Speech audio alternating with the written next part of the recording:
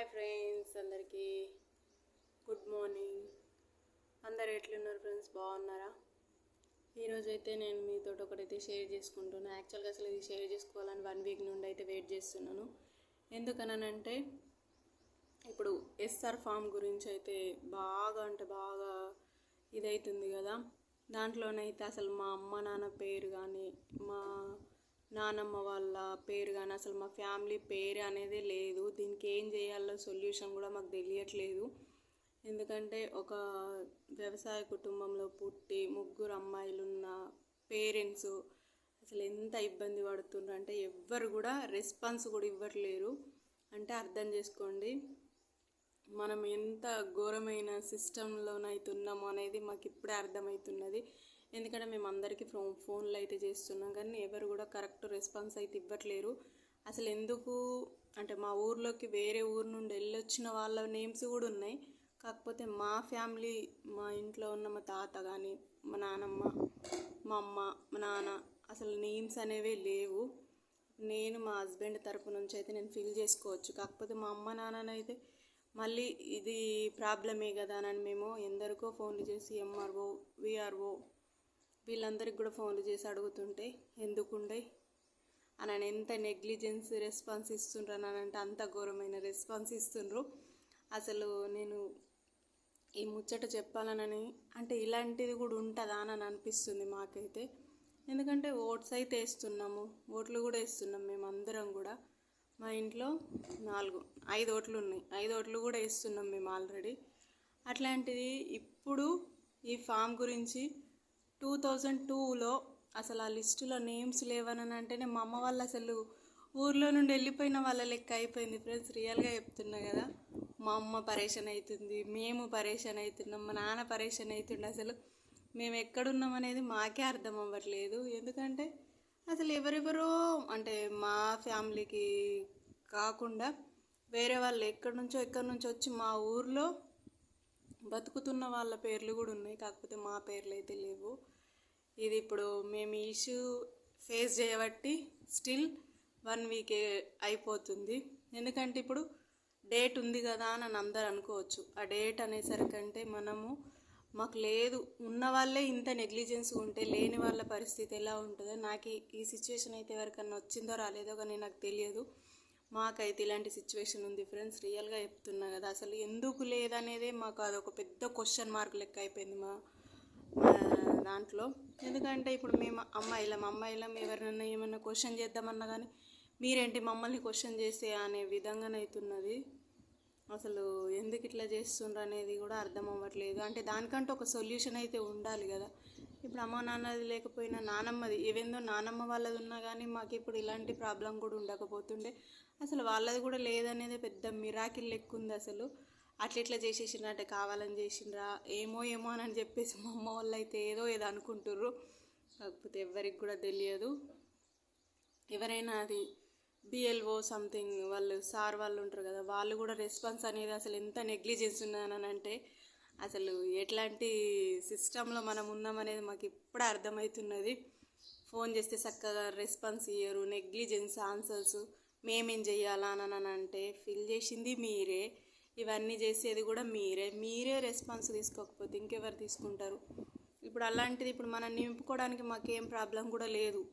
ఏది పడితే అది నింపేయచ్చు. అంటే ఇప్పుడు మళ్ళీ ఏదైనా మిస్టేక్ అయితే ఎఫెక్ట్ పడేది ఎవరికి? మాకే కదా అని ఒక్క ఇంటెన్షనే తప్ప అసలు ఈ రోజులలో మంచి చెప్తేనైతే ఎవ్వరు కూడా వినే విధంగానైతే లేరు.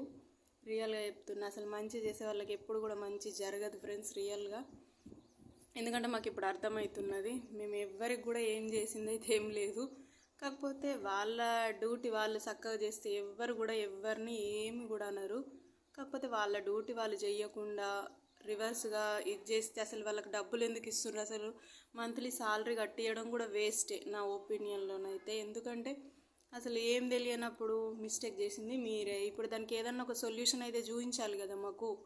ఇప్పుడు ఎలాంటి సొల్యూషన్ లేకుండా ఇది ఇట్లనే ప్రశ్నార్థకంగా ఉండిపోతే మా పరిస్థితి ఏంటి అసలు అని అయితే నేను ఈ వీడియో షేర్ చేయాలో చేయొద్దో కూడా నాకు తెలియదు. కాకపోతే చెయ్యాలని అయితే అనిపించే మీ ముందుకైతే వచ్చినాను. అంటే ఇలాంటి ప్రాబ్లం కూడా ఎవరైనా ఫేస్ చేస్తుర్రా అని నాకు ఒక ఇంటెన్షన్ అయితే ఎక్కడనో ఉంది.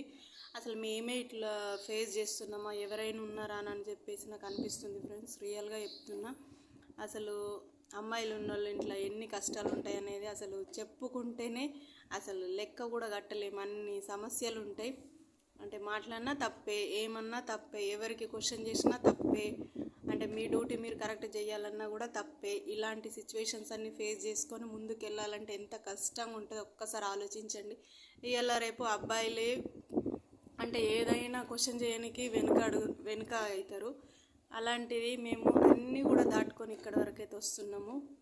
అంటే మా అమ్మ నాన్నల మిస్టేకా, మా మిస్టేక్ అసలు, అంటే ప్రభుత్వం మిస్టేకా, ఎవరి మిస్టేక్ అనేది అయితే అర్థం అవ్వట్లేదు. రియల్గా చెప్తున్నా కదా. నేను ఈ వీడియో పోస్ట్ చేస్తే కూడా ఏమైనా ప్రాబ్లం అవుతుందని అని కూడా నాకు తెలియదు.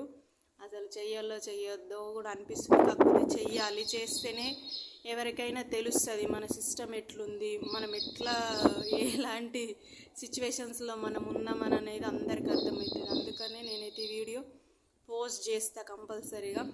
ఎవరికైనా ఏమైనా తప్పుగా మాట్లాడితే క్షమించండి. ఎందుకంటే నేను ఆల్మోస్ట్ ఆల్ మాట్లాడేవి అన్నీ కొంచెం ఎట్లుంటాయని అంటే నిజాలు ఉంటాయి కాబట్టి దానికి ఎక్కువ ఆదరణ అయితే ఉండదు.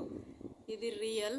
ఎందుకంటే ఇవాళ రేపు నిజానికి ఎంతమంది తోడుంటుండ్రు, అందరూ కూడా అబద్ధానికే తోడుంటారు. అది అందరికీ తెలిసే.